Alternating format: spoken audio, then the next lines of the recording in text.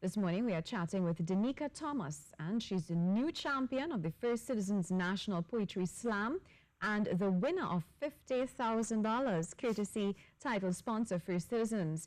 The big ticket event of the NGC Bocas Lit Fest, the Slam Finals, brought down the curtains on the National Annual Literary Festival on Sunday evening at the National Academy for the Performing Arts. And Deneka Thomas is here with us. Welcome. Hi, good morning. Congratulations to you. Thank you. So my first question to you, what led you to be part of this competition? My first experience with First Citizens National Poetry Slam was in 2015. It was called Verses back then. Verses? It was called Verses Bocas Poetry Slam back then. And then First Citizen became one of the main sponsors in 2016. And so the name changed. But I was doing poetry before, and, you know, I saw it as an avenue to grow, an avenue to push the bounds of your work. And I was really scared of performing back then in 2014 when I started like actually taking spoken word poetry seriously. So I saw it as an opportunity to step out of my comfort zone as well. So what do you do now? Do you do poetry full-time? I am a full-time spoken word poet. I am also the program manager, program director of Girl Be Heard Trinidad and Tobago, as well as the lead teaching artist.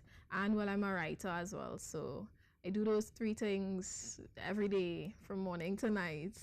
Yeah. So what is it like to be in your shoes on a daily basis? Do you go to the beach, you sit on the sand, you look up to the sky, and you know these verses just come to you and you jot them down? How is it done? Well, since I think what I do with poetry now is a bit more on the professional side.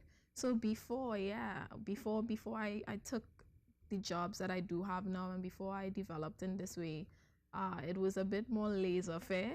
But now, you know, being the project manager of Girl Be Heard, it means that I have to be in the office and people are accountable to me, because what we do is we use spoken word and theatre to develop and amplify the voices of young women.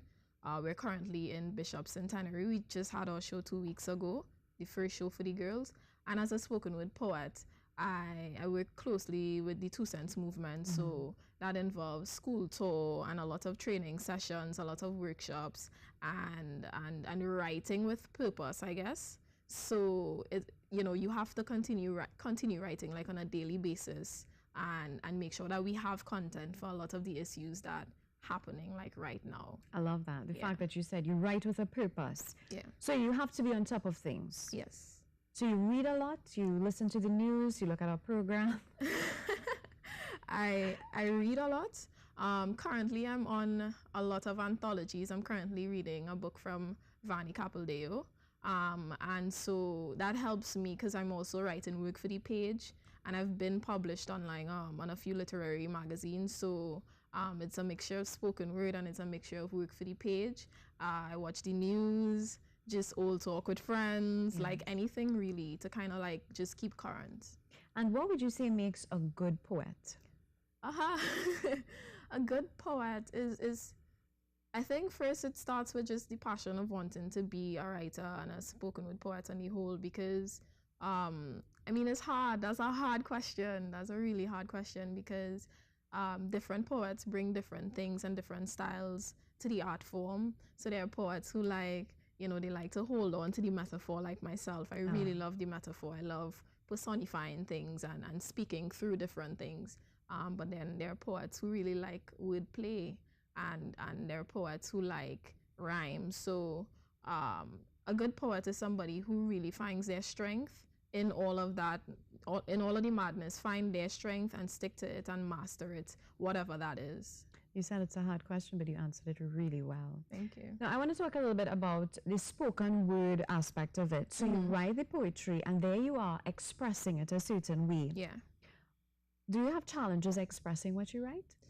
I can tell you with regards to when I now started compared to now, when I started, it was like, okay, I wrote this thing, but the hard thing for me was actually using my body to perform it and tell the story as well, because there are two types of performances. There's what coming out your mouth, and then there's what your body is saying, language as well. So I needed to like kind of strengthen the two. And I think this year, while I kind of worked a lot on performance, I really wanted to like be authentic and just tell that story. And it was really hard to write it because of how hard it is, because of the climate of Trinidad and Tobago on the whole. So yeah. Well, that brings me to my next question. What did you write about?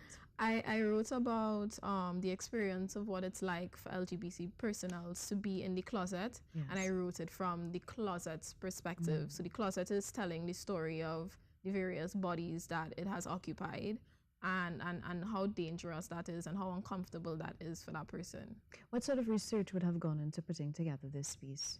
I did a lot of reading. Actually, I read because the buggery law thing came up, you know, while I was like thinking about this and it was in my consciousness. I did a lot of research on that, and I was at the rallies, and a lot of blogs online talking about like different people's different experiences with like being closeted and stuff. So it took like a lot of just random reading about it, and then reading about listening to poems that were done on it before to make sure that I bring a different angle. What sort of response you received?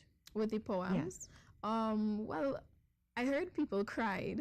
I heard a judge cried when I finished performing it.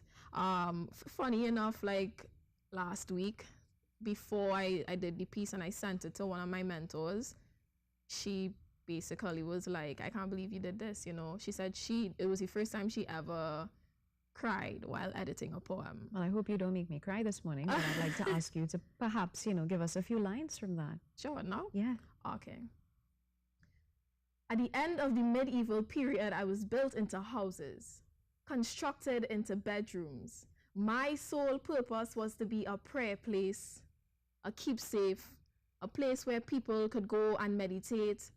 Over time, I became a place for storage, to hold things like jackets, shirts, pairs of bloody shoes. Today, I hold things like shame, family secrets, people's identities, myths, monsters hiding in the dark. I hold limbs limp in corners for having spent too much time in the dark. It's the 21st century, and I have become a place to hang things. I have lines running in me from wall to wall. I am the site of many hangings like shirts and ties and suits and people.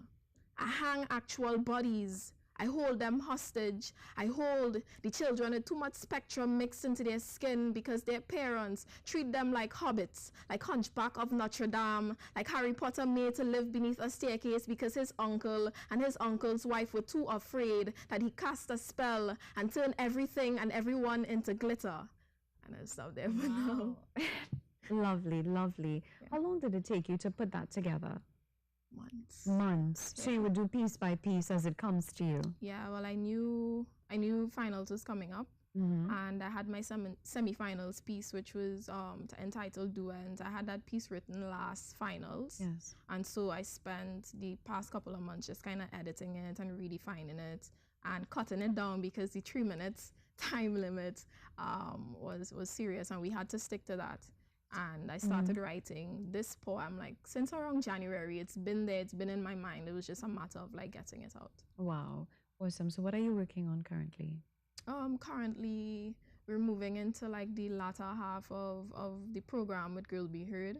So I'm working on kind of like wrapping up things at Bishop's, and then we have to start planning again for September. I'm also really working on I'm working on an anthology right now because I'm thinking about publishing, and the work continues. I'm collaborating with a lot of organizations moving forward, and yeah, just doing the work, just getting involved as much as possible.